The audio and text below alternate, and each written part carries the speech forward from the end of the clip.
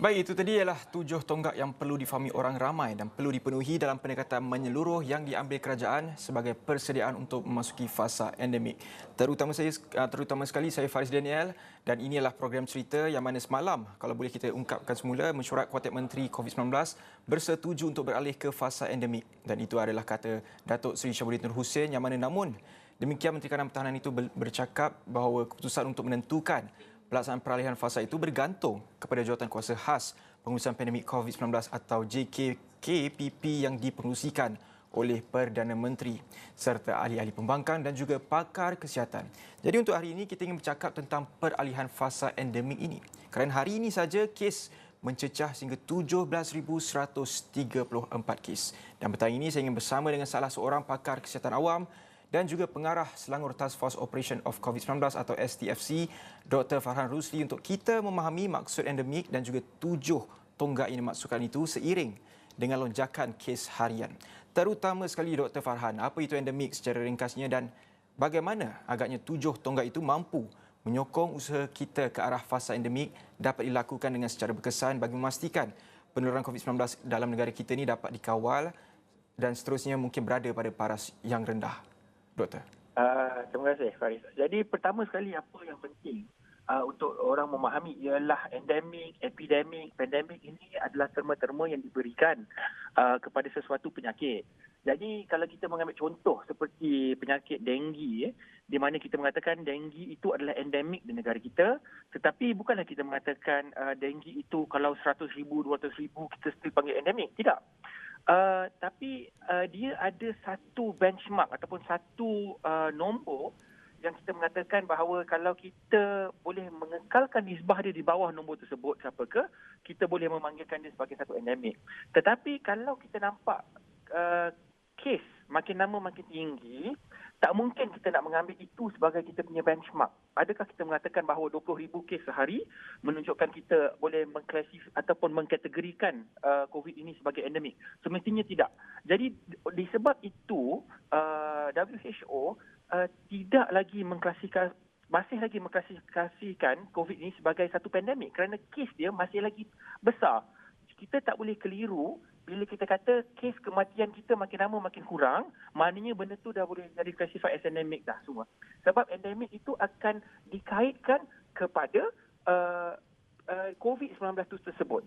Jadi seperti influenza juga, dia akan ada dia punya nisbah di situ. Sebab itu kalau kita panggil macam, di sesuatu kawasan ada influenza outbreak. Ya, jadi itulah nisbah yang sebenarnya kita kena tentukan bersama untuk COVID ini. Kalau kita katakan ia sentiasa berada dalam kawasan komuniti kita, kalau dia memecahkan sesuatu nombor ataupun melepasi satu nombor ataupun indikator, itu mengatakan ada outbreak di kawasan tersebut. Itu baru kita boleh mengatakan itu sebagai endemik.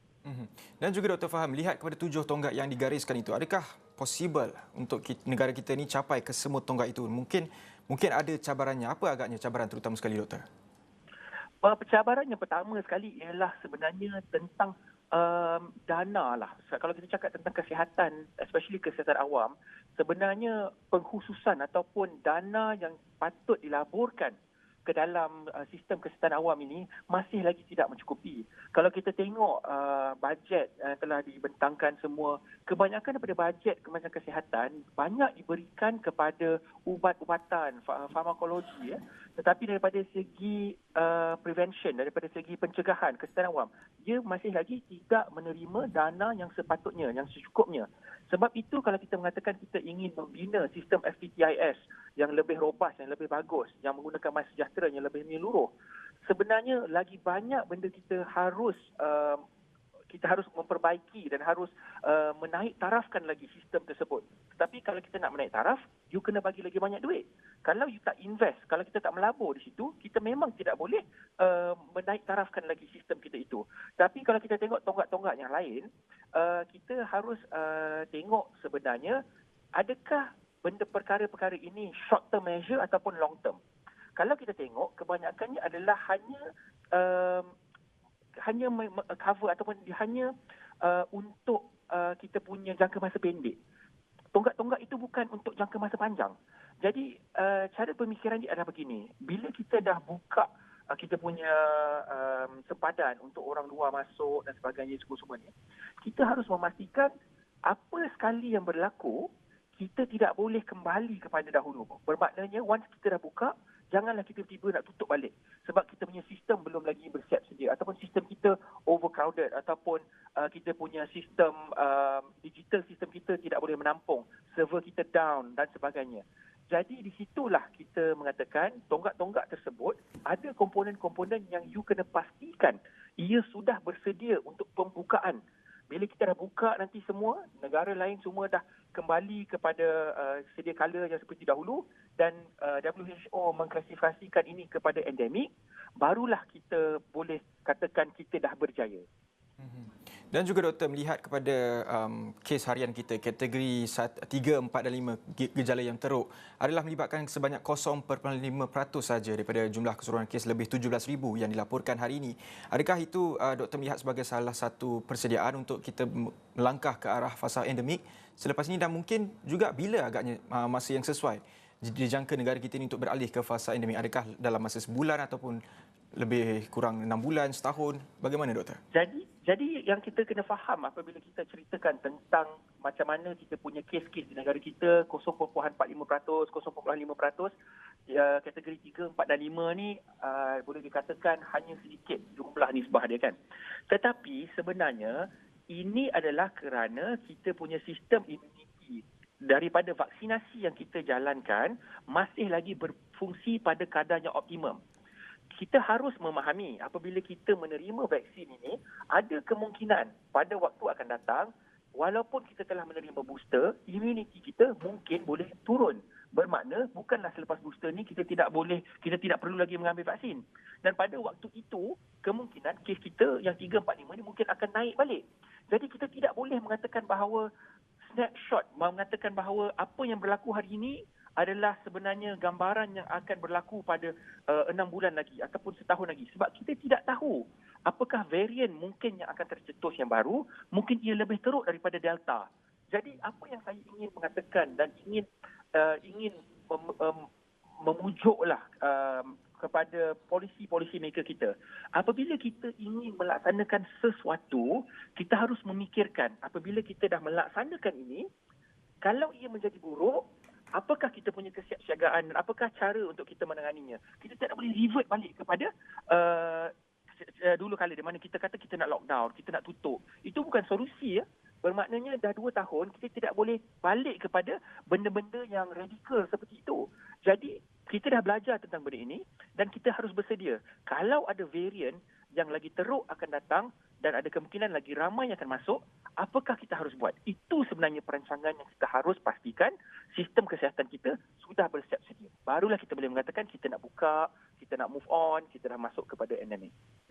Dan juga doktor melihat kepada bentuk pematuhan SOP kita dalam negara kita sekarang ini. Bagaimana agaknya untuk kita kurangkan lagi kadar jangkitan itu? Kerana angka ini pastinya membimbangkan orang ramai. Ialah mungkin kita dapat lihat kategori 3, 4 dan 5 itu hanya jumlah yang sedikit dan ia juga mungkin boleh bertambah dari semasa ke semasa dan itu kita tidak mahu. Jadi melihat kepada kadar pematuhan SOP sekarang ini, bagaimana agaknya untuk kita kurangkan kadar jangkitan kes harian itu? Jadi seringkali soalan ini ditanyakan kepada saya macam ni. Rakyat Malaysia ni sebenarnya dia adalah rakyat yang bagus. Bila kita pergi shopping mall, kita jaga penjarakan, kita cover kita punya mask. Tetapi saya nak katakanlah sama macam dikatakan oleh beberapa orang. Orang Malaysia ni dia mudah lupa. Bermaknanya bila dia kembali ke rumah dia pergi jumpa sanak saudara, orang yang dia kenal, dia selalu rasa seperti orang ini tak ada COVID, tak boleh jangkit COVID dengan dia. Jadi bila dia jumpa dengan orang-orang yang dia kenal semasa kenduri, semasa akikah ataupun semasa ada majlis keramaian yang melibatkan ahli keluarga, kebanyakan daripada mereka tidak mengendahkan kepada SOP yang telah ditetapkan. Mereka tidak memakai mask. Mereka masih lagi salam antara satu sama lain dan sebagainya.